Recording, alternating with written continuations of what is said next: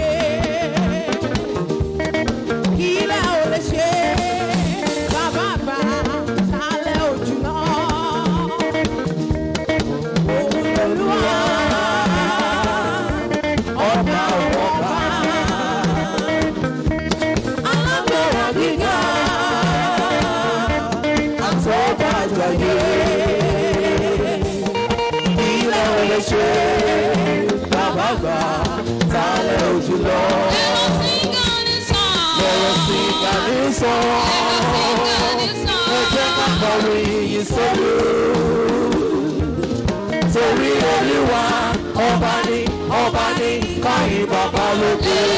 Sing a new song.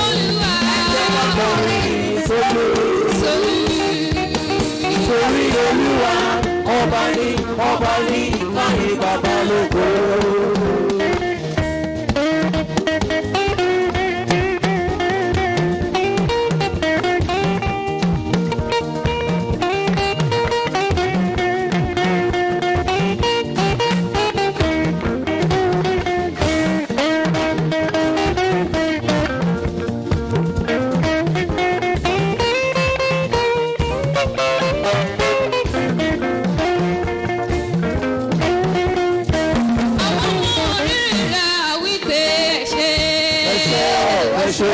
Bàbá ìfẹ́ ṣe ẹṣẹ́ ọba òwò bí oṣù ẹṣẹ́.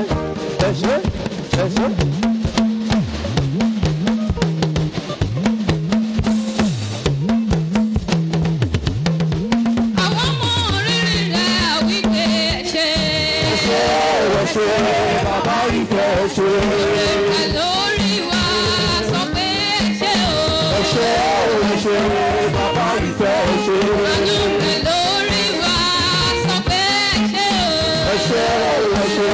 Bàbá ìfẹ́ ṣe. Ìfẹ́ rẹ̀ lára wa la sọ pé ṣe o.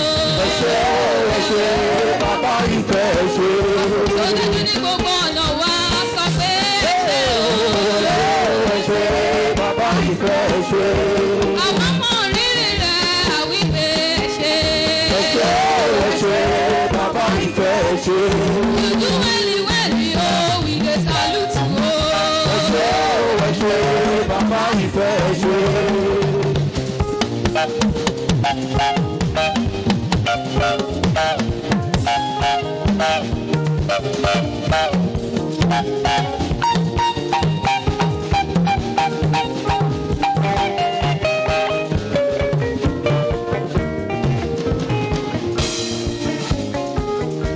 Àwọn ọmọ rírì rẹ̀ wípé ṣe. Ẹṣẹ́ bàbá ìfẹ́ ṣe. Ìwọ̀n padà mọ rírì rẹ̀ sọ pé ṣe o. Ẹṣẹ́ bàbá ìfẹ́ ṣe. Oore rẹ̀ lórí wa sọ pé ṣe o. Ẹṣẹ́ bàbá ìfẹ́ ṣe. Àwọn ọmọ rírì rẹ̀ wípé ṣe. Ẹṣẹ́ bàbá ìfẹ́ ṣe. Hallelujah. Praise the living Jesus. Hallelujah. A dúpẹ́ lọ́wọ́ Ọlọ́run tó fún wa ní àǹfààní tuntun láti rí èyí tí ń ṣe ọjọ́ ìsinmi ní ayọ̀ àti àlàáfíà. Thank God for the great opportunity He has given to us to see another Sunday in peace. Èyí tí ó jẹ́ Sunday àkọ́kọ́. Which is the first Sunday nínú oṣù karùn-ún. in the month of May. ní ayọ̀ àti àlàáfíà. In peace. sí Ọlọ́run tó fi àyè gbà èmi àti ìwọ. To the God who has given you an high opportunity. Láti rí ìsinmi àkọ́kọ́ nínú oṣù karùn-ún ní ayọ̀ àti To see the àlàáfíà. first Sunday. in- Hallelujah. Hallelujah. Ní Jésù lógo. Glory unto Jesus. Kí ẹni tó wà lẹ́gbẹ̀ẹ́ rẹ̀ Give the person beside you. sọ fún mi pé Tell the ó person, káàbọ̀ sínú oṣù tuntun yìí. welcome to this new month. Sọ fún mi pé oṣù yìí yóò tù lára. Tell the person that this month will comfort you. Sọ fún mi pé ohun rere yóò ṣàwárí rẹ̀. And good things shall locate you. Pé nínú oṣù yìí a ó pè ní àṣẹ́gun. That in this new month you shall be called a victor. Lẹ́ẹ̀kan sí àkó ìsinmi. Once again, happy Sunday. Ní mo fẹ́ kó o fìtara gbàdúrà yìí. I want you to pray this prayer point zealously. Wàá sọ wípé gbogbo ètò òkùnkùn Every evil plan fún àyànmọ́ mi. for my destiny, Pé ní orúkọ Jésù in the name of Jesus Christ, mo sì kúrò rẹ̀ lónìí. I bury you today. Ètò búburú tí àwọn ìka ní fún àyànmọ́ rẹ̀. Evil plan that the wicked ones have for your destiny. Ètò búburú tí àwọn ìka ní fún àyànmọ́ rẹ̀. The evil plan that the wicked ones have for your destiny. Mo ní kó o pariwo pé mo sì She say, kúrò I rẹ̀ bury you lónìí. today. Ó yá àdúrà. Put your mouth and pray. Orúkọ Jésù In Kristi. the name of Gbogbo Jesus. ètò búburú Every evil plan tí àwọn ìka that the wicked ones ṣe wọ́n ní fún àyànmọ́ have mi. for my destiny, Mo sì kúrò rẹ̀. I bury it. Lórúkọ Jésù ọ̀run In kò the sì name, kúrò heaven rẹ̀. should bury Ẹ̀mí it. wọ́n sì kúrò Holy rẹ̀. Spirit bury it. Olúwa sì kúrò Lord bury rẹ̀. it. Ẹ̀mọ́ sì kúrò Holy rẹ̀. Spirit bury it. Gbogbo ètò ìka Every wicked plan tí wọ́n ti ní fún àyànmọ́ mi. that they have for my destiny Láti pọ́n mi lójú. to afflict Láti me, fìyà jẹ mí. to torment me, Mo ní mo sì kú gbogbo ètò wọn bury lónìí. every Kò plan of gbọdọ̀ destiny. gbérí. It must not Kò raise gbọdọ̀ its gbérí. head. It must Lórúkọ not Jésù raise kò its gbọdọ̀ head. gbérí. No, the more raise its head. Jésù Olúwa wá. In Jesus' name we've prayed. Wàá pariwo. You will cry out. Wàá ní gbogbo ọwọ́ tí ń dá ètò ayé mi rú. Every hand distorting the plan of my life. Gbogbo ọwọ́ tí ń da ètò rere ayé mi rú. Every Ó yá hand gbiná distorting catch àdúrà fire. orúkọ Jésù Kristi.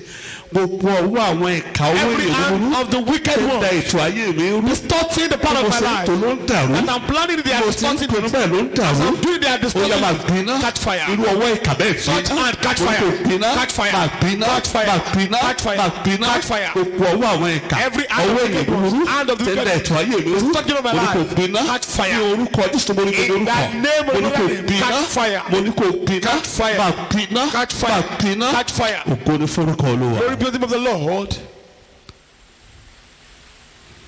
Jésù Olúwa wá. In Jesus' name we've prayed. Gba ẹyọ kẹ́sì. Add these one Wàá to sọ pé You will say- gbogbo agbára tó ń dí ọ̀nà mọ́ mi. every power blocking my way. Tí ò jẹ́ jáde sí They don't allow gbangba. me to come out to the Tí open. ò jẹ́ ìrọ́nà They don't àbáyọ. allow me to have a Wàá blessing. máa ní Olúwa run Just wọ́n. destroy them. Iná run wọ́n. Fire destroy Ẹ̀mí them. máa run wọ́n. Ó Destroy yá them. pariwo àdúrà. What I pray. Orúkọ Jesus. Ẹ̀mí mímọ́ o. Spirit. Gbogbo ọwọ́ tó ń dínà mọ́ mi. Every hand blocking Agbára tó ń dí ọ̀nà me. rere mọ́ mi. Blocking Tó ń dí ọ̀nà iṣẹ́ mọ́ mi. Tó ń dí ọ̀nà ìgbéga mọ́ mi. Tó ń dí ọ̀nà òkè mọ́ mi. Blocking my way to Lórúkọ greatness. Jésù. In the name of Iná Jesus. tú wọn ká. Fire scatter them. Ọ̀run pa wọ́n run. Iná tú wọn ká. Ẹ̀mí mọ́ pa wọ́n run. Iná tú wọn ká. Ẹ̀mí mọ́ pa wọ́n run. Olúwa yanu rẹ̀ gbàdúrà ẹ̀ dáadáa. Ọwọ́ tí agbára ti ń dí ọ̀nà mọ́ ni. The hand that is blocking you, Yín dínà mọ́ gbogbo àwọn àǹfààní tó dára. that is blocking all good opportunities, Ìgbéga tó dára. good promotions. Olúwa dá iná sun wọ́n. Lord, set them ablaze. Kú àdúrà Jésù Kristi Olúwa wá. In Jesus' name we pray. Bàbá wa Ọlọ́run á fi ògo fún yín ní wákàtí yìí. Ọpẹ́ fún àǹfààní tí a rí gbà pàápàá láti rí ìsinmi àkọ́kọ́ nínú oṣù karùn-ún gba ọpẹ́ wa. Amen. Olùtọ́jú wa gba ìyẹn wa. Amen. Olùpamọ́ wa gba ìyẹn wa. Amen. Ẹni tó tó ní gbàgbà ìyẹn wa. Amen. Ní wákàtí agbára rẹ tí o ní pẹ̀kú ó yá sọ̀ kalẹ̀. Amen. Gbogbo ọkàn tí ń ṣe àmì mo sọ wípé agbára rẹ tí o ṣe dádúró yá fi la ọ̀nà tuntun. Amen. Fi ṣe tuntun. Amen. Fi la ọ̀nà tuntun. Amen. Agbára rẹ la ọ̀nà. Amen. Olúwa fi la ọ̀nà. Amen. Olúwa fi la ọ̀nà. Amen. Olúwa fi la ọ̀nà. Amen. Fi ṣe tuntun. Amen. Olúwa fi la ọ̀nà. Amen. Jẹ́rìí ara rẹ o. Amen. Lópin ọ̀rọ̀ tí Ọlọ́run tí a ó gbọ́ láàárọ̀ yìí sọ̀wádìí alábùkún fún. Amen. Ògo ni forúkọ Olúwa. Hallelujah. Jésù Kristi Olúwa wá. Amen. Amen. Amen. In Jesus' name. Praise the Lord. Hallelujah. Praise the Lord. Hallelujah. Praise the living Jesus. Hallelujah. lẹ́ẹ̀kan sí akú ìsinmi. Once again, happy Sunday. Àkòrí ọ̀rọ̀ Ọlọ́run tí a fi gbára ní ojúmọ́ pé ní divine secret for greatness. Àṣírí àtòkèwá fún dídi nílá. Divine secret for greatness. Àṣírí àtòkèwá fún dídi nílá. Or how to attain greatness. Àbí báwo ni èèyàn ṣe lè di nílá. Or àbí University of Greatness. Ilé ẹ̀kọ́ gíga dídi nílá. Praise the Lord. Hallelujah. Tó bá jẹ́ wípé o lórí ọ̀fẹ́ láti wọlé ẹ̀kọ́ ti fásitì èyí tí gbogbo wa fi ojú rí. If you are not privileged to attend the university that everyone can see. Ṣùgbọ́n eléyìí tí mo ń sọ láàárọ̀ ọ̀ràn àyàn ni fún ọ láti wọ bẹ̀. But the one I'm talking about this morning, it is a must for you to be admitted in.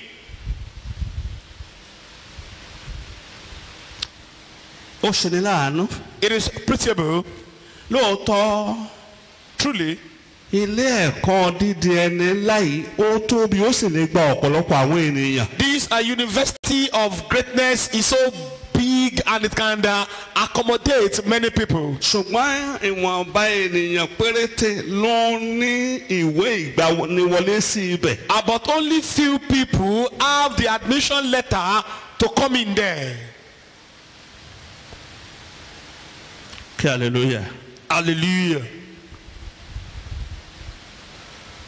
Mo sọ fún yín pé I'm telling you, bó bá jẹ́ gbogbo nǹkan ló láǹfààní àti ní. if you have the opportunity to have everything, O láǹfààní àti lọ fásitì. you have the opportunity to attend university, Ṣùgbọ́n o lórí ọ̀fẹ́ àti lọ sí ilé ẹ̀kọ́ tí ń sọ ènìyàn di ẹni láì. But Mo sọ fún ọ pé o ò ní kankan. but you are not privileged to attend the university of greatness. I can tell you that you have nothing.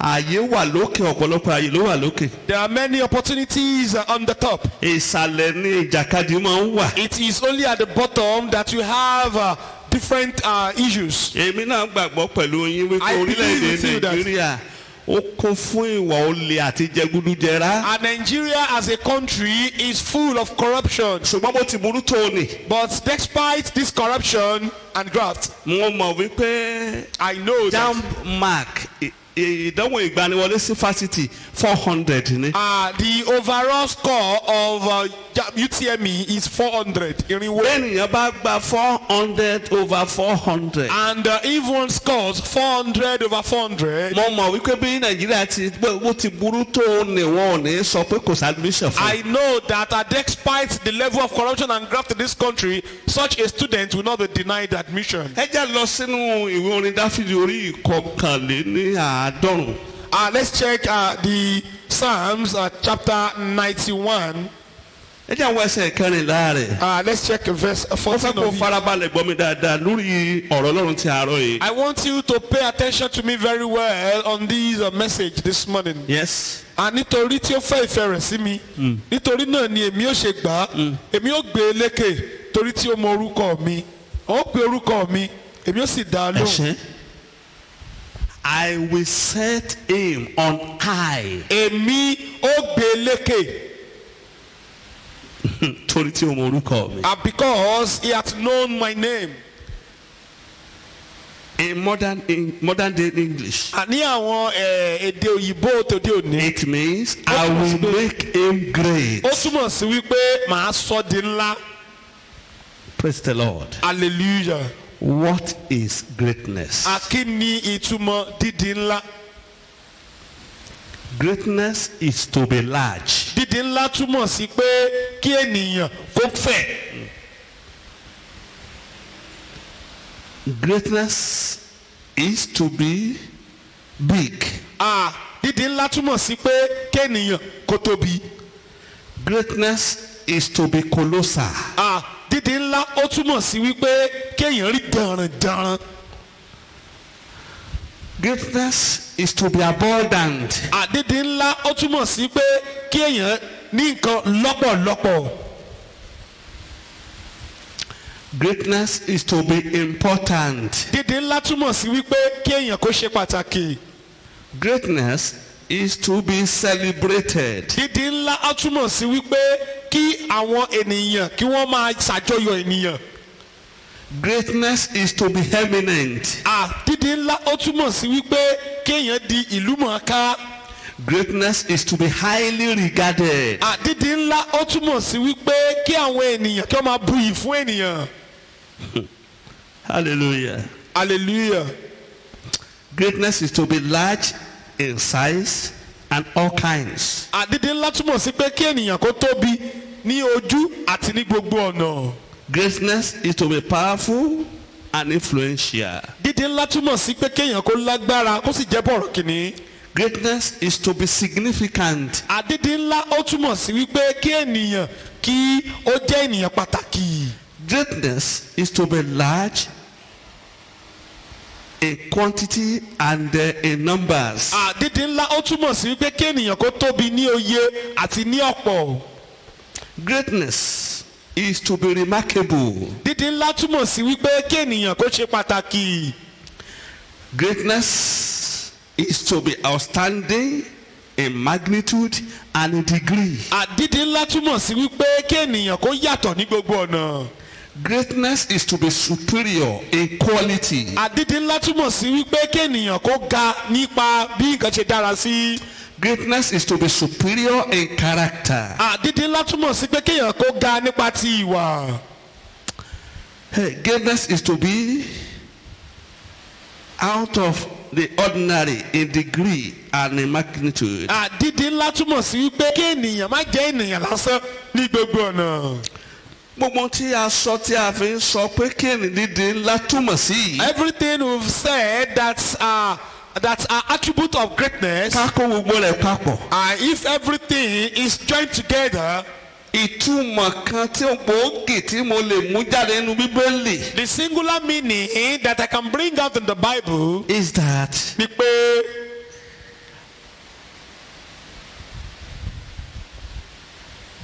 greatness is to have a life of blessing. Dídí ńlá túmọ̀ sí wípé kí èèyàn kó máa gbé ìgbé ayé ìbùkún. Life that blesses. Ìgbé ayé ìbùkún.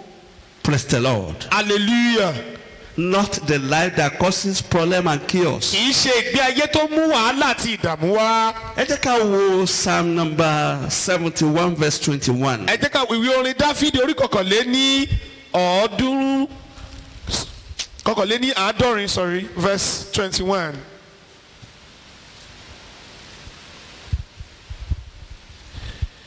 Ìwọ sọ ọlá mi di púpọ̀. Ìwọ sì tù mí nínú ní àgbogbo. Hallelujah. Hallelujah. Ó sọ ọlá mi di púpọ̀. Thou shalt increase my greatness. Ìta ń sọ nípa ohun tá a pè ní kéèyàn dé láwọn ọlá mi ó sọ di púpọ̀. You shall increase my greatness and you will comfort me on every side. Ìta ń pè ní kéèyàn dé nílá. This is what greatness means. Dídé nílá jẹ́ kan lára àwọn ẹ̀bùn Ọlọ́run fún ènìyàn. Our greatness is one of the gifts of God unto man. Èyí yẹn tó fi pọn dandan fún ọ láti lọ sílé ẹ̀kọ́ dídí nílá. And that is why it's important for you to attend the University of Greatness. Ẹnikẹ́ni tí kò bá ní kọ́kọ́rọ́ dídí nílá lọ́wọ́ ó yẹ kí àwọn ènìyàn kí wọ́n bá dárò. Anyone who doesn't have the key of greatness, people should pity such. Torí pé títí ọjọ́ ayé rẹ̀ ìsàlẹ̀ ni yóò máa wà. And because for the rest of their life they shall be at the bottom. Mo gbàdúrà fún ẹnìkan lónìí. I pray for someone today. Ọlọ́run yóò fi kọ́kọ́rọ́ Dáfídì ní ọlọ́run. Amen. Gbogbo ọmọ Ọlọ́run tó di àtúnbí ni wọ́n ní irúgbìn lílá nínú ayé wọn. Every child of God who has become born again has the seed of greatness in them. Wọ́n ti deposit ẹ̀ sínú ayé It has been wọn. deposited in their lives. Kẹ́ mo ti ṣe àlàyé. Just like I explained. Ẹlẹ́dẹ̀ ni ẹlẹ́dẹ̀ ó máa jẹ́. A pig will always be a pig. Erin yóò máa jẹ́ erin. An elephant will always be an elephant. Bákan náà màlúù yóò máa jẹ́ màlúù. Likewise, a cow will always be a cow. O nílò àti gbàdúrà àgbàkúndórógbó kí erin ó tó di lílá. Before an elephant becomes great. A ti ṣètò rẹ̀ naturally ó gbọ́dọ̀ di lílá. An elephant has been destined naturally to be big. Kò sí bí ẹ ti lè fún eku ní oúnjẹ erin tó. There is no you can give a rat the food meant for an elephant. Kó wá dàbí erin. And it will be like an elephant. A kàn jẹ́ eku tó sanra ni. It will only be a big rat. Kí hallelujah. Hallelujah. Kí hallelujah. Hallelujah.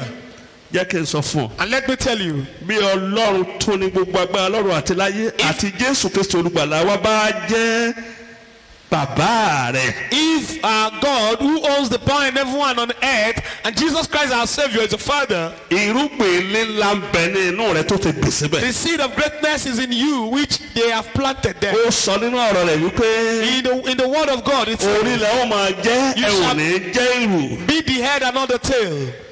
eléyìí tó túmọ̀ sí wípé. Which means. you will be distinct and distinguished. àwa yàtọ̀. second to none. wàá sì jẹ́ irú ẹni tí kò sí. ìta ń pè ní lílá nìyẹn. This is what we call greatness. hallelujah. Hallelujah. ojúlówó odidi ẹni ńlá. The original version of greatness. ó wà nínú ayé rẹ. is in your life. nígbà tó bá wà nínú ayé rẹ. when it's in your life. it will outlive you when you are gone. yóò máa wà títí láì nígbà tí o bá ti ré kọjá lọ tán. kí ni nǹkan tó máa ṣe tó lè sọ ọ́ di ńlá. What can you do that can make you great? nígbà tó bá dọ̀run. When you get to heaven. you will either get well done or depart from me.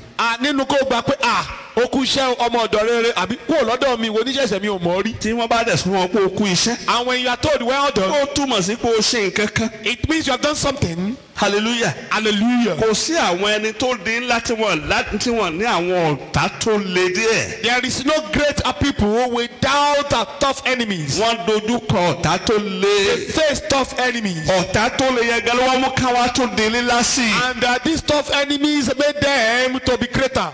hallelujah. hallelujah. bàbá rẹ tó lóun ò lọ́tà. if you see anyone who says he doesn't have enemies. mo káàánú fún ọ. I pity you. hallelujah. hallelujah. hallelujah. ibi tí ọ̀pọ̀lọpọ̀ dé lónìí bí kán dúpẹ́ ọpẹ́lọpẹ́ ọ̀tá ló jẹ́ kán dé ibi tí wọ́n dé tó dára lẹ́nu. where many people got to today they should thank their enemies because it's their enemy that made them to. torí wọ́n dojú kọ ọ̀tá tó le. and because they face tough enemies. àwọn náà sì dúró gbọ́n. and they are steadfast. wọ́n sì dé ibi gíga. and they have got to the great point. hallelujah. hallelujah. strong men are always produced when mountains meet men. àwọn ọkùnrin alágbára máa ń di bíbí nígbà tí òkè bá pàdé àwọn ènìyàn. ìṣídà kí mọ́tì ó lọ kókè ó lọ tàbí kẹ́ni ó lọ sí. it is either the mountain leaves or the person goes. Goliath òkè ni fún Dáfídì. Goliath was a mountain for David. ẹ mọ tó ṣẹlẹ̀. and you know what happened. hallelujah. hallelujah. mo bá ti rò nínú ọkàn rẹ sínú ló ṣe délé lásì. the thoughts you have in your heart will determine. o lè léla ju èrò ọkàn rẹ lọ. you cannot be greater than the thought of your heart. o tó wà nínú ọkàn rẹ. your thoughts. lọ́wọ́lọ́wọ́. presently. ohun tó nílò fún ọjọ́ ọ̀la rẹ. is what you need for your future. ohun tó ní lọ́wọ́ nísinsìnyí. what you have at hand now. ó kéré fún Ọlọ́run. is little for láti God. sọ ọ́ di lílá. to make you great. because greatness does not normally great. dídì ńlá kì í ìsọdí ńlá kì í ṣe nǹkan ńlá. hallelujah. hallelujah.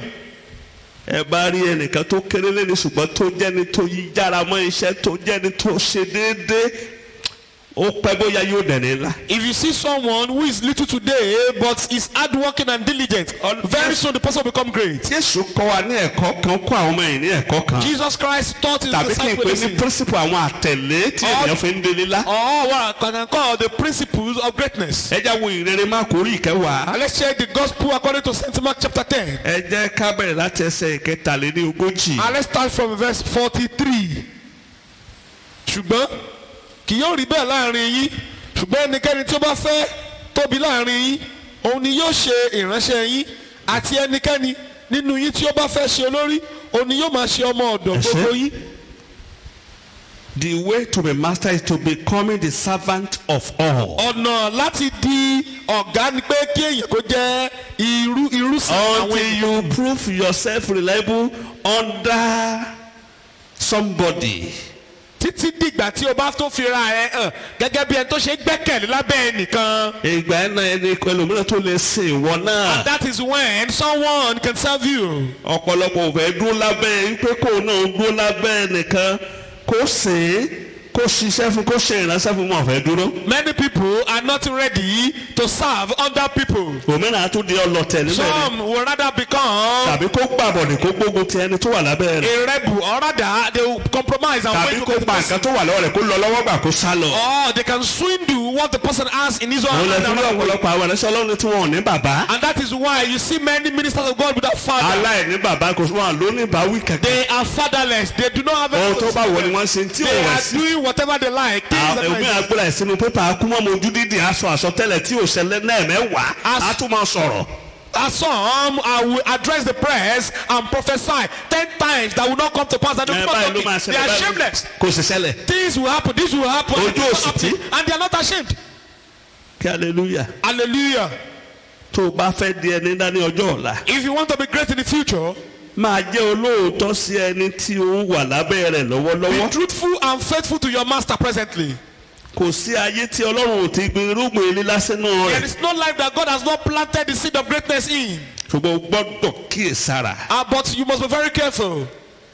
it can be stolen, Ó lè jí, can be destroyed, ó lè parun, can be abused, ó lè di bíbàjẹ́, can be neglected, ó lè pàtì, can be suffocated, ó lè fúnpa, can be wasted, ó lè fi ṣòfò, can be exchanged, ó lè ṣe pàṣípààrọ̀ it rẹ̀, can be transferred. ó lè fi fúnni. ó ti gbé sínú ayé rẹ̀ ṣùgbọ́n ọ̀tá lè fi ṣòfò ìwọ gan carelessly ó lè fi ṣòfò. God has planted in your life, but enemies can waste it, and you yourself carelessly can waste ó it. lè fún pa. You can suffocate it. ó lè ṣílò. You can abuse it. ó tiẹ̀ lè ṣe bẹ́ẹ̀ ni pé òrí kò sì máa ń gbé ìdàkejì ayé You rẹ̀. can even do as if you cannot see it and be living the opposite of your life. hallelujah. Hallelujah. irúgbìn dídi ẹni ńlá tó wà nínú ayé Jósẹ́fù òun ni àwọn àlá rẹ̀. And the seed of greatness in Joseph's lives was his dream. òótọ́ àwọn àlá yẹn kọ́kọ́ fún ní ìṣòro ní ìbẹ̀rẹ̀ ṣùgbọ́n ní òpin rẹ̀ òun ló ti sọ di ẹni ńlá. Truly, the dreams gave him turbulence at the beginning, but later it made him great.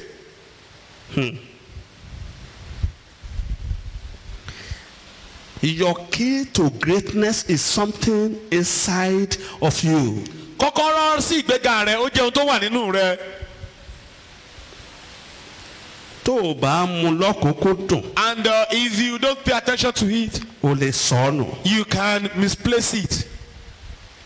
The key to greatness of prostitute Rahab. Kọ́kọ́rọ́ sí ìgbéga Rehabu tó jẹ́ olówó nàbì. Is hospitality. Ó ní kíkóyàn mọ́ra. The key to greatness of David was his prayers. Kọ́kọ́rọ́ ìsọdí ńlá ti Dáfídì ó ní àwọn àdúrà rẹ̀. Key to greatness of Samson was his strength, but he abused it. Àkọ́kọ́rọ́ ìsọdí ńlá Sámsónì ó ní agbára rẹ̀ ṣùgbọ́n ó ṣì í lò.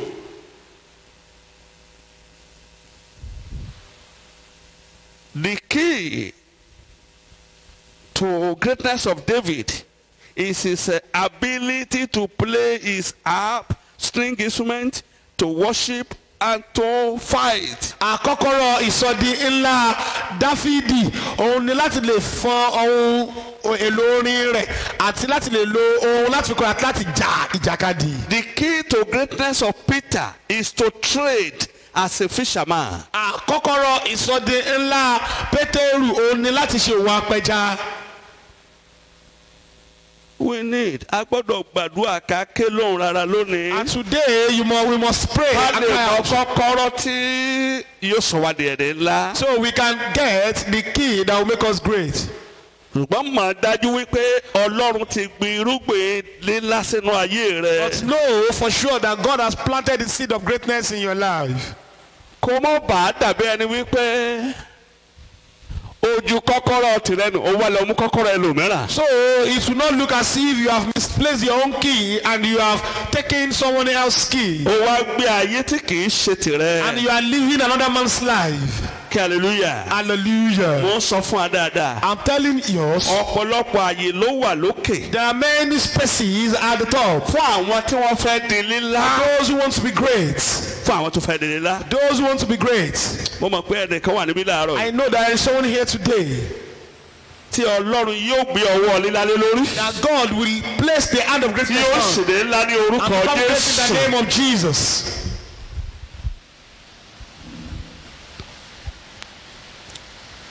hallelujah. Hallelujah. mo súre fún ẹnìkan lónìí. I bless someone today. mo gbé irúgbìn dídé ńlá ilé bàbá rẹ tí wọ́n ti sin. Every seed of greatness, Father, that has been buried. irúgbìn dídé ńlá ilé ìyá rẹ tí wọ́n ti gbé pè. Seed of greatness, Father, that has been buried. gbogbo tí wọ́n ń pè ní DNA ńlá ìran tí wọ́n ti bí ọ tí wọ́n ti bò mọ́lẹ̀. Everything called greatness in Jesus has been buried. bó o ti ṣe àmì. As you say amen. nínú ayé rẹ mo jí dìde mo ní kó dìde lórúkọ Jésù. Amen. kó dìde lórúkọ Jésù. Amen. kó jí dìde lórúkọ Jésù. Amen. mo ní kó jí dìde lórúkọ Jésù. Amen. hallelujah. Hallelujah. mo sọ̀rọ̀ mo sì pàṣẹ ní orúkọ Jésù Kristi. I speak and I decree in the name of Jesus. bó o ti gbóhùn mi. As you hear my voice. gbogbo ọwọ́ tó rìn ọ́ mọ́lẹ̀ tó lóòní di ẹni Every ńlá. hand pressing and say you don't be. lórúkọ Jésù mo ní kó gbiná. Amen. lórúkọ Jésù mo ní kó gbiná. Amen. mo rá agbára tó lè fọ́ túútú láti ọ̀run jáde. gbogbo tó dúró sójú ọ̀nà àti di ńlá rẹ lónìí lórúkọ Jésù mo ní kí wọ́n di òkú. Amen. mo yá ó rọrùn fún ọ̀tá rẹ tàbí ò rọrùn ọ̀rọ̀ àṣẹ ni mo sọ jáde ní àyíká tó ń gbé ní agbègbè tó ń gbé mo pa láṣẹ ní oòrùn àti ìràwọ̀ ayé rẹ lónìí ló mú ní kó máa tàn. Amen. kó máa tàn. Amen. ó gbọ́dọ̀ tàn. Amen. mo ní kó máa tàn. Amen. lórúkọ bàbá ọmọ ìmọ̀ mo ní kó máa tàn. Amen. gbọ́ mi dáadáa tó bá jẹ́ pé àwọn ọ̀tá ti fi kọ́kọ́rọ́ tó lòdì sí ọwọ́ rẹ tó wá ń tra rẹ̀ tó ń gbìyànjú níbo rẹ̀ kó o ṣílẹ̀kùn rẹ tí ò ṣeé ṣí fún ọ tó ń ṣílẹ̀kùn ga tí ò mọ pàṣẹ bó o ti gbọ́ mi ní orúkọ Jésù Kristi Násárẹ́tì mo gba kọ́kọ́rọ́ rẹ fún ọ yá gbà á. Amen. kọ́kọ́rọ́ níní láàrin mo ní kó gbà á. Amen. wọ́n ń sọ̀rọ̀ àṣẹ gẹ́gẹ́ bí ẹ̀mí Ọlọ́run ti darí mi nísinsìnyí mo sọ wípé òróró onídìí ẹni ńlá láti ọ̀run kó dàrí ọ lórí. Amen. mo ní kó dàrí ọ lórí. Amen. kó dàrí ọ lórí. Amen. kó dàrí ọ lórí. Amen. bó o ti gbó mo ní kó dàrí ọ lórí kó Jésù. Amen. tó bá láwọn àrà tàbí àlàkalẹ̀ ìfàsẹ́yìn tí wọ́n mọ ilé bàbá rẹ̀ mọ́ èyí tó bá ń tẹ̀lé ayé rẹ̀ káàkiri irú àlàkalẹ̀ bẹ́ẹ̀ kó máa fọ́ tuntun báyìí. Amen. lórúkọ Jésù mo ní kó fọ́ tuntun. Amen. gbogbo agbára tó ní irúgbìn dídí ẹni ńlá wípé àfi tó bá kú mọ́ ọ lára irú agbára bẹ́ẹ̀ mo ní kó tòkú lónìí. Amen. ìwọ tó lè ṣe àmọ́ ní kó tòkú ní ayé rẹ̀. Amen. tó bá jẹ́ wípé wọ́n ti tì ọ́ kúrò lójú ọ̀nà nídìí ẹni ńlá láyé ó kàn án rìn bó ti wọ̀ ọ́ mo pàṣẹ bó ti gbó mi lórúkọ Jésù yá padà sójú ọ̀nà. Amen. mo ní kó jánà. Amen. padà sójú ọ̀nà. Amen. mo ní kó jánà. Amen. padà sójú ọ̀nà. Amen. mo ní kó jánà. lórúkọ mo ní kó jánà. Amen. irúgbìn dídí ẹni ńlá nínú ayé rẹ kó bẹ̀ sí ní farahàn. Amen. kó máa farahàn. Amen. kó máa farahàn. Amen. kó máa farahàn. Amen. bàbá rí gbogbo àwọn ọ̀tá tó lòdì tí òkùnkùn ti yàn tí ọ tí wọ́n so mọ́ àyànmọ́ rẹ láti mú kí àyànmọ́ rẹ ó dìdàkudà mo fi ọwọ́ iná já kúrò lára orúkọ já lára rẹ. Amen. nítorí tiẹ̀ ṣẹ̀kẹ̀ṣẹ̀kẹ̀ òṣì èyí tó wà nínú ìran rẹ kó máa já báyìí. Amen. kó máa já. Amen. kó máa já. Amen. kó máa já. Amen. kó máa já. Amen. You will not struggle to be recognized. Amen. Ọlọ́run yóò kéde rẹ fúnra rẹ. Amen. mo ní yóò fúnra kéde rẹ. Amen. I decree by the decree of heaven. ohun tí wọ́n pè ní oòrùn àtẹ̀ràwọ̀ ayé rẹ lónìí gan kó bẹ̀sẹ̀ ní farahàn. Amen. mo ní kó máa tàn. Amen. kó máa tàn. Amen. ó dìde. Amen. ó tàn. Amen. ó dìde. Amen. mo ní ó tàn. Amen. mo ní kó dìde. Amen. mo ní kó tàn lórúkọ Jésù. In the name of Jesus. ibikíbi tó o bá lọ láti òní lọ láàrin ọ̀pọ̀ ènìyàn agbára Ọlọ́run yóò fà ọ́ jáde. Amen. fún ipò ńlá yóò fà ọ́ jáde. Amen. fún ibi àyè ńlá yóò fà ọ́ jáde. Amen. mo wá sọ wípé tá a bá rí ìwé onílẹ̀ àṣetì èyí tí wọ́n ti fi lé ọ lọ́wọ́ certificate of occupancy of failure tí wọ́n fi lé ọ lọ́wọ́ mo fà á ya lónìí mo dá iná sun ọ́ ọ̀run kó dá iná sun ọ́. Amen. mo ní ọ̀run kó dá iná sun ọ́. Amen. bóyá ọ̀tá rẹ fẹ́ tàbó kọ̀ tá a bá rí ìṣòro tí wọ́n so papọ̀ mọ́ ayé rẹ tí àwọn ọ̀tá so papọ̀ mọ́ ayé rẹ pé ìwọ ò ní nígbà tó bá bá ilé yìí bá yìí kò ní rọ́nà lọ mo sìnkú ìṣòro náà ọ̀run kó sìnkú rẹ̀. Amen. wàá di ẹni ńlá. Amen. wàá di ẹni ńlá. Amen. wọ́n á pàṣẹ fún ọ kó o ní pẹ̀tẹ́lẹ̀ lónìí. Amen. mo ní kó o gòkè. Amen. jáde ní pẹ̀tẹ́lẹ̀. Amen. mo ní kó o gòkè. Amen. jáde. Amen. mo ní kó o gòkè. Amen. kó o ní pẹ̀tẹ́lẹ̀. Amen. mo ní kó o gòkè. Amen. kó o ní pẹ̀tẹ́lẹ̀. Amen. kó o gòkè lórúkọ Jésù. Amen. gbogbo agbára tí wọ́n yàn tí ọ wípé kó ké ìrètí rẹ kúrú lónìí tàbí kó ké kúrò irú agbára bẹ́ẹ̀ mo ké òun náà kúrò ọ̀run kó ké kúrò. Amen. bàbá rí ìfàmì òróró yàn tàbí mo sọ̀rọ̀ agbára ìfàmì òróró yàn tí ò wọ́pọ̀ ìfàmì òróró yàn fún ìgbéga tí ò wọ́pọ̀ lórúkọ Jésù kó pàdé ọ lónìí. Amen. kó wọnú ayé rẹ lọ. Amen. mo ní kó wọnú ayé rẹ lọ. Amen. gbogbo di Jẹ́ríkò tí kìí jẹ́ kẹ́nikẹ́ni ó rọ́nà àbáyọ bó ti wù kó pẹ́ tó lórí ilẹ̀ alààyè tàbí nínú àdúrà níwájú rẹ kó wó lulẹ̀. Amen. lórúkọ Jésù mo ní kó wó lulẹ̀. Amen. mo ní kó wó lulẹ̀. Amen. gbogbo ẹ̀yin ọkàn tẹ́ ń ṣe àmì tó lágbára bí Olúwa ti ń bẹ níwájú ẹ tí mo ti ń ṣe ìránṣẹ́ ẹ ó lẹ́rìí tó wọ́pọ̀. Amen. hallelujah. Hallelujah. kí hallelujah. Hallelujah. ní ilé ẹ̀kọ́ dídì ẹni ńlá. In the University of Greatness, 21 departments ló wà ń bẹ̀. there are 21 departments there, màá sì fẹnu bà wọ́n níbi tá a bá lè délé ni. and I will mention it quickly. èkélé. Number 1, finding God. wíwá Ọlọ́run. wọ́n ní àkọ́kọ́. That is the first one.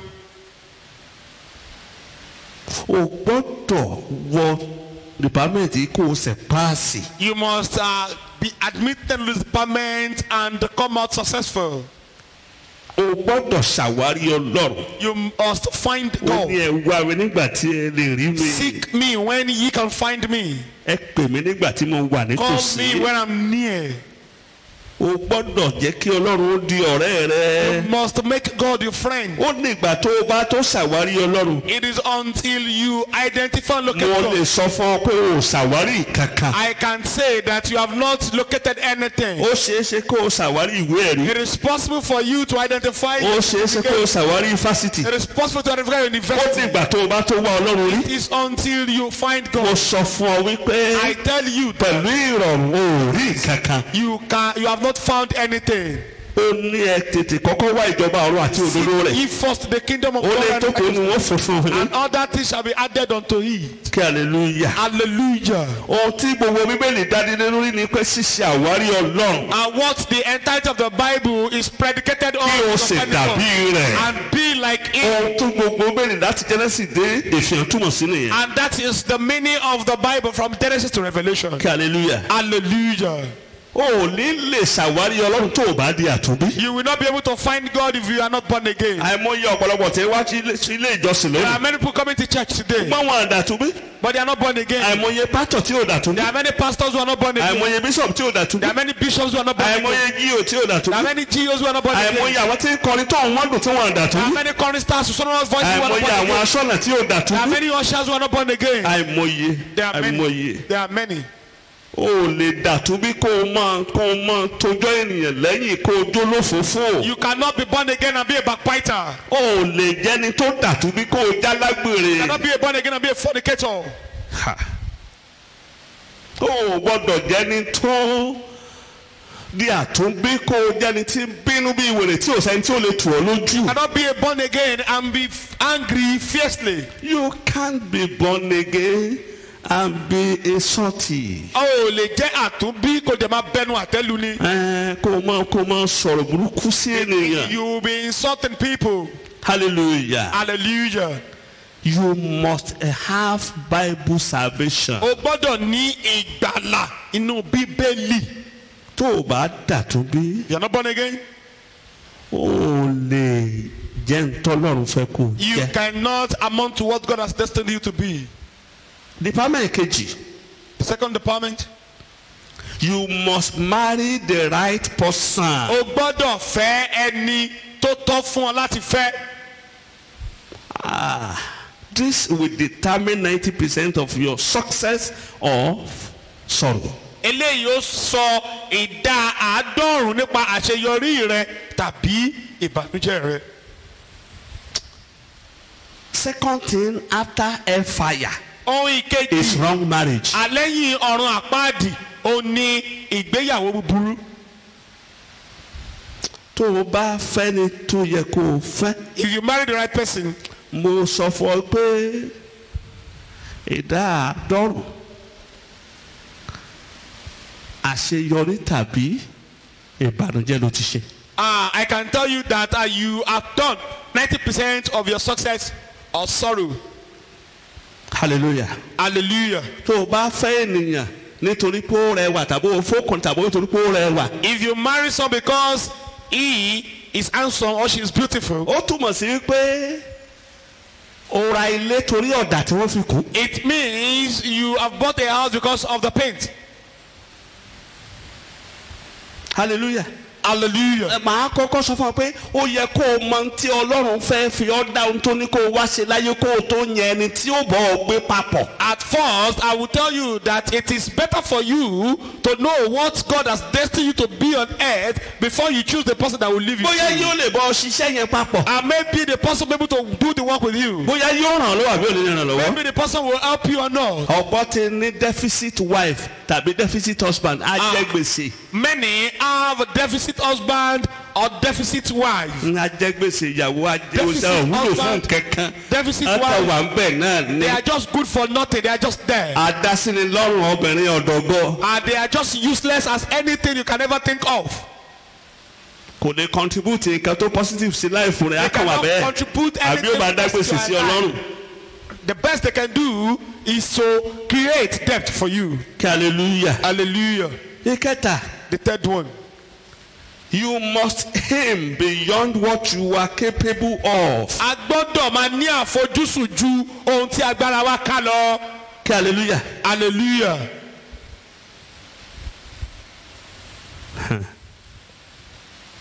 If you think you are capable of having the best company in the world, Tí a bá ní àfojúsùn pé a ní ilé iṣẹ́ tó dára jùlọ lágbàáyé, aims towards it. ẹ jẹ́ kí a ṣiṣẹ́ tán. Work towards it. Ká ṣiṣẹ́ tán.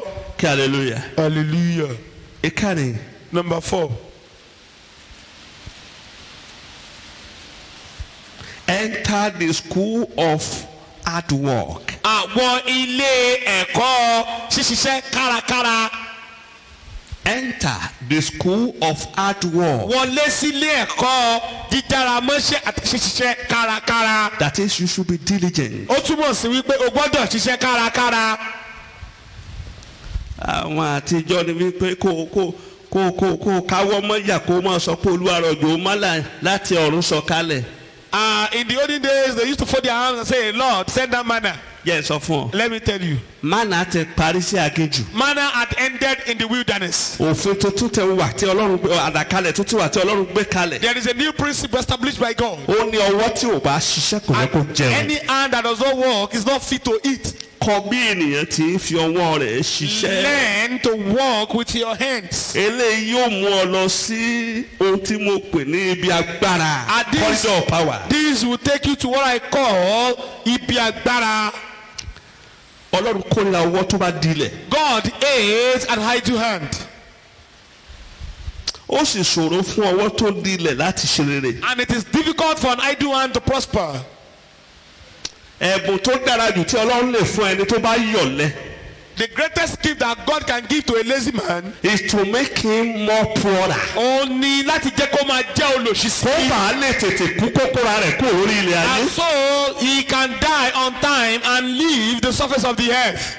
Kò sí bó ti màdúrà gbà tó. No matter how prayerful you are, O gbọ́dọ̀ lè ṣiṣẹ́ àṣekára. you must be diligent Kó bàa lè dé ńlá so láyé. you can be great in life. Kí hallelujah. Hallelujah. Má sinmi lé owó tí àwọn òbí rẹ̀ pé àwọn òbí mi lówó. Don't rely on the wealth of your parents. Tó o bá Say, ṣiṣẹ́. if you don't work, Ìgbà mélòó fi ń tán? I know time it will be exhausted. Àtàn pàápàá. It will be Toró ò ní exhausted lè manage ẹ̀. because you will not be able to manage it. Kí hallelujah. Hallelujah. Tẹ́ ẹ bá rí ọmọ Ọlọ́run tàbí onígbàgbọ́ If tí you see- wọ́n dá dúró lẹ́nu iṣẹ́ torí pé ó ṣe mẹ́lẹ́ ìtìjú ni fún If Ọlọ́run. you see a child of God or Abàmì lórúkọ a Jésù. Christian who is sad because he or she was lazy, it means such is a disgrace.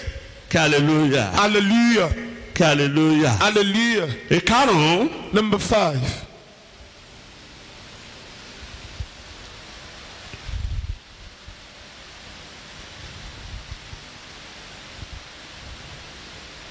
The school of study.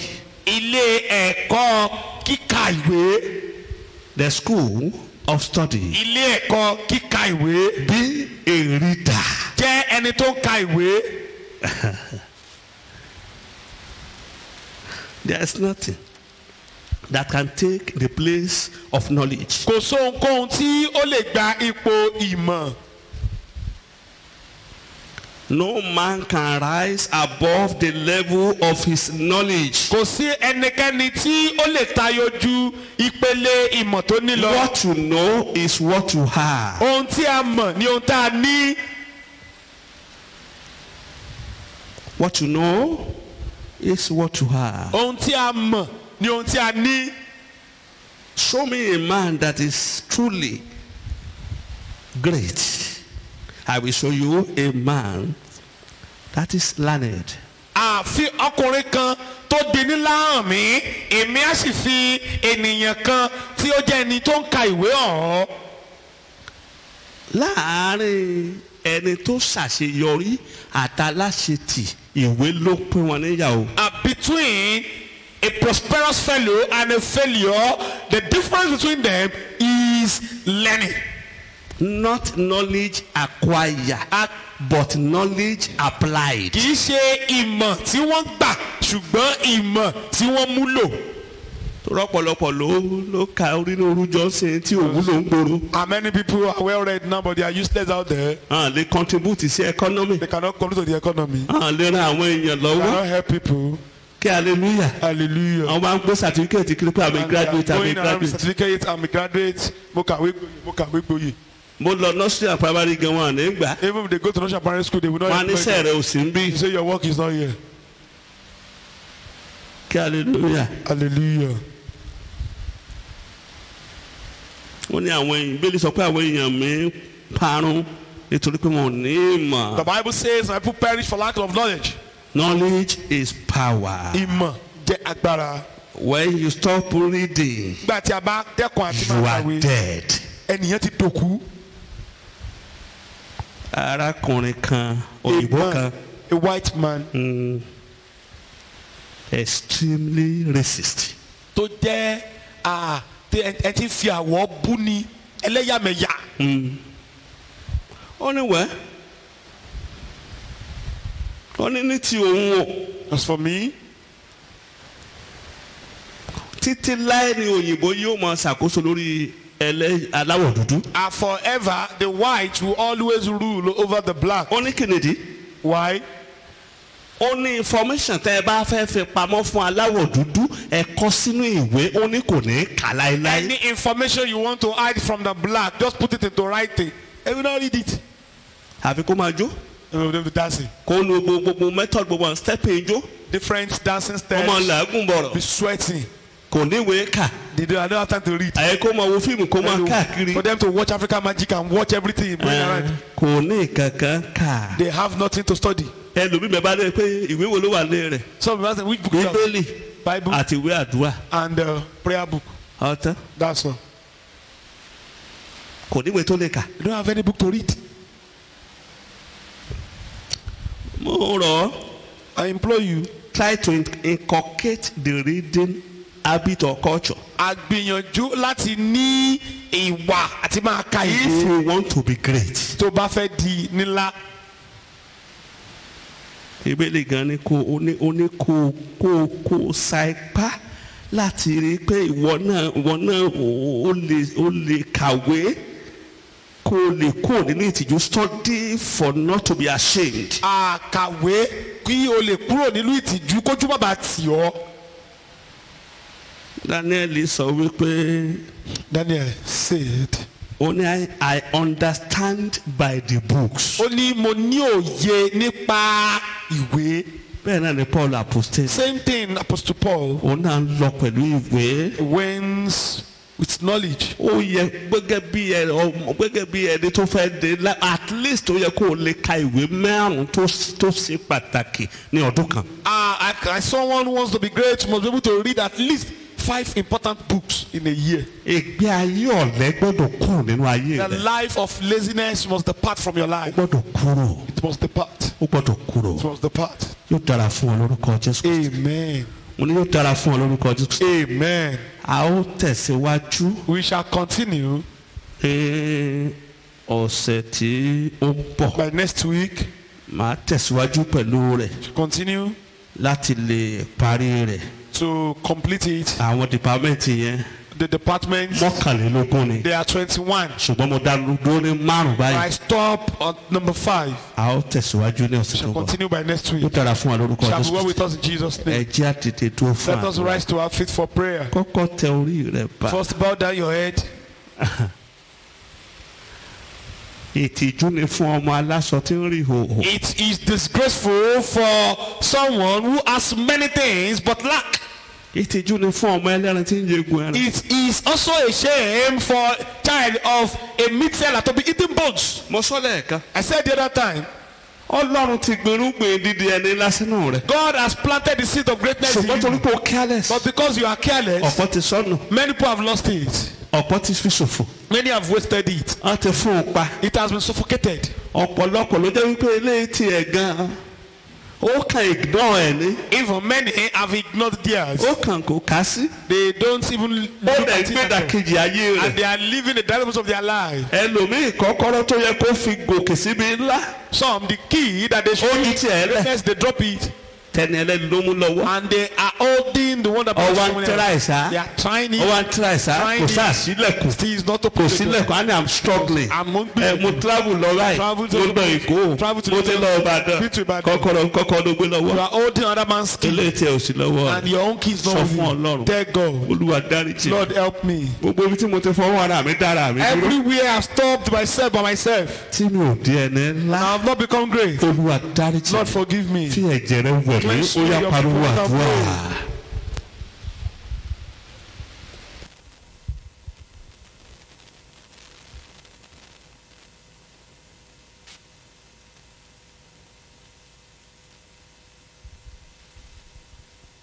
fi ẹ̀jẹ̀ rẹ wẹ̀ mí. Cleanse me with your blood. fi ẹ̀jẹ̀ rẹ wẹ̀ mí. Cleanse me with your blood. sọmọdé ńlá. And make me great.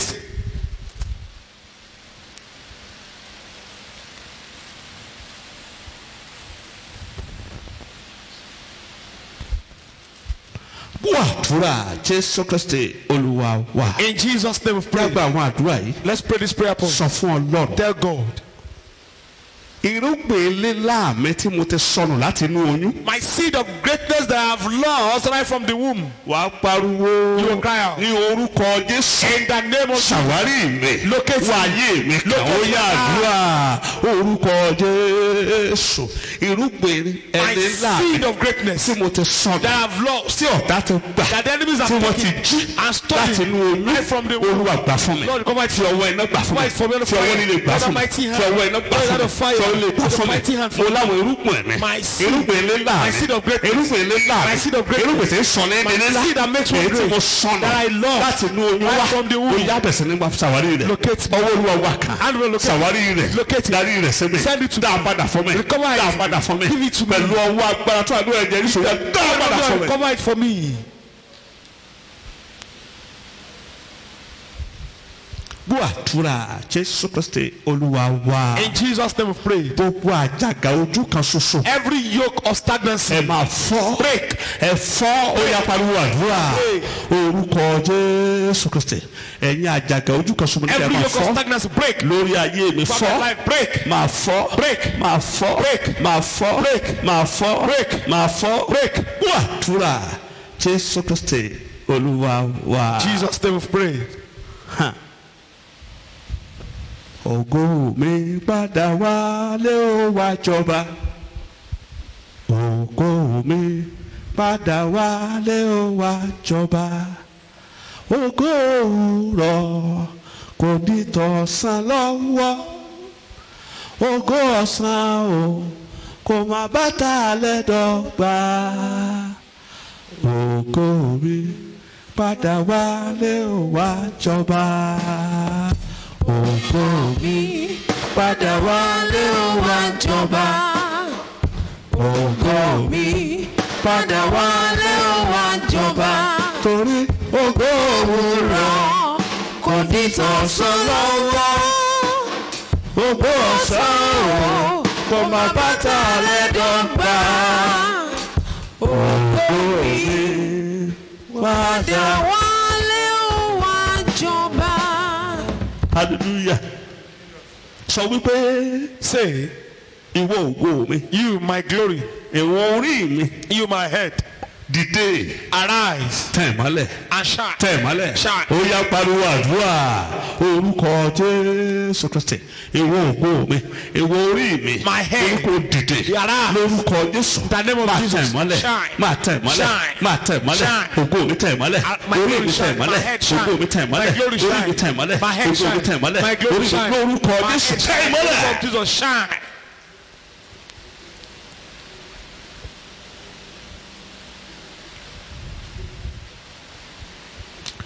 Gbọ́ àdúrà Jésù Kristi Olúwa wa. In Jesus' name we pray. Ìwọ pariwo. Just cry out. Gbogbo òwú aláǹtakùn àwọn àjẹ́. Every witchcraft cobweb Èyí tó bo ògo mi mọ́lẹ̀. has covered my glory. Ó yá iná já dànù tó Fire. di òkú ó yàdúrà. Orúkọ Jésù Kristi. Gbogbo òwú aláǹtakùn àwọn Every àjẹ́. witchcraft cobweb Èyí tó bo ògo mi mọ́lẹ̀. covered my glory. Iná máa já. Fire. Ẹ̀mí máa já. Loose to break it. Iná já. Fire break Mo ní kó di òkú. Die. Lórí ayé mi kó di Baba life òkú. die. Lórí ògo mi kó di My òkú. glory die. Gbogbo òwú aláǹtakùn Every àwọn àjẹ́. witchcraft cobweb Èyí tó bò mí mọ́lẹ̀. covered Ó yá máa gbiná. Catch fire. Máa gbiná. Catch fire. Máa gbiná. Catch fire. Máa gbiná. Catch fire. Lórúkọ yìí mo ní kó gbiná. In the name of just catch fire.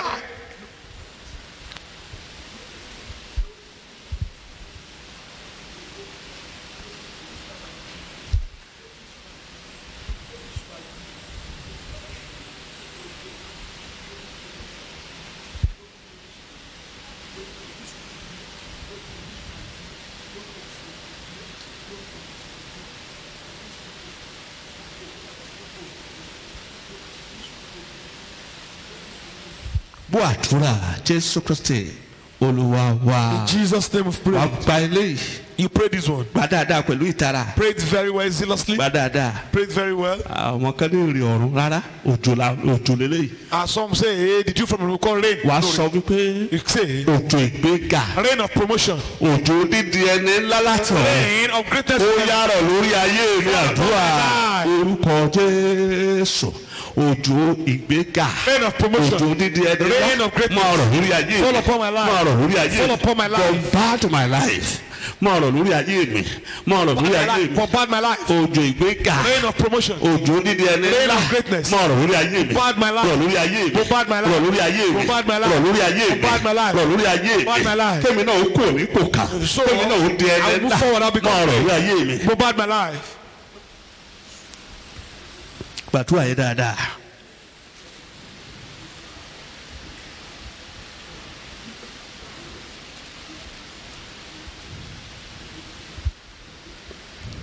bú àdúrà Jésù Kristi Olúwa wa. Jesus' name of prayer. ní ìparí In conclusion, wàá gba ilé wa sọ wípé pray this and say, gbogbo agbára tá a yàn tì mí láti gbẹ̀mí mi every power set against me to agbára terminate tí my life. òkùnkùn yàn tí àwọn ọmọ láti Every power gbẹ̀mí that rẹ̀ send my children to wàá terminate their ní life. di òkú lónìí ó yà àdúrà orúkọ Jésù bàbá rí agbára kágbára tí àwọn ọ̀tá yàn láti gbẹ̀mí mi lórúkọ Jésù ẹgbẹ̀mí ara yín mo ní kẹ́ ẹ di òkú ẹgbẹ̀mí ara yín ẹ di òkú agbára kágbára nísàlẹ̀ ilẹ̀ lórí ilẹ̀ nínú omi nínú àgùntàn nínú àpáta nínú igi nínú kíbi Wherever. tí wọ́n ti bẹ̀ lọ́wọ́ èyí tì mí ó yẹ kó di òkú lórúkọ Jésù ẹ para yín lórúkọ Jésù ẹ para yín lórúkọ Jésù ẹ para yín lórúkọ Jesus, in the Jésù. name of Jesus. bú àdúrà Jésù Kristi Olúwa wa. Jesus' name of praise. sọ lóhùn òkè Say it aloud. sọ pé oṣù yìí gbọ́dọ̀ tù mí lára Say this month must ọ̀sẹ̀ yìí comfort gbọ́dọ̀ tù mí me. lára This week must comfort me. oṣù yìí lórúkọ níbo ni kò tù This mí month lára comfort me.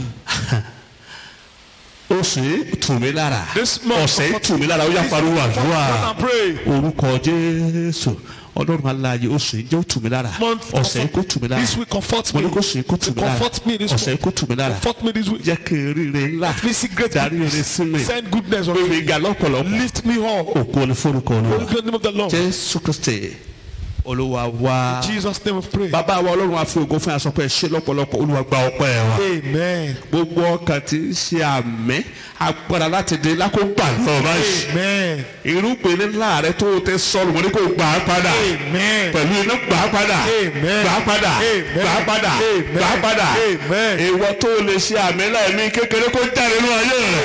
Amen. agbára láti dé ńlá ju ẹnikẹ́ni rẹ kó bà ní ọ. Amen. ìyípadà tó kó dé bá ọ. Amen. kó ní ẹ̀rí tuntun. Amen. ògo ní forúkọ Olúwa. Hallelujah. ògo ní forúkọ Olúwa. Hallelujah. Jésù Kristi Olúwa wa. Amen. Amen. Amen. In Jesus' name. hallelujah. Hallelujah. kí hallelujah. Hallelujah. mo kí wa lẹ́ẹ̀kan sí pé a kú ìsinmi. I greet you once again. Happy Sunday.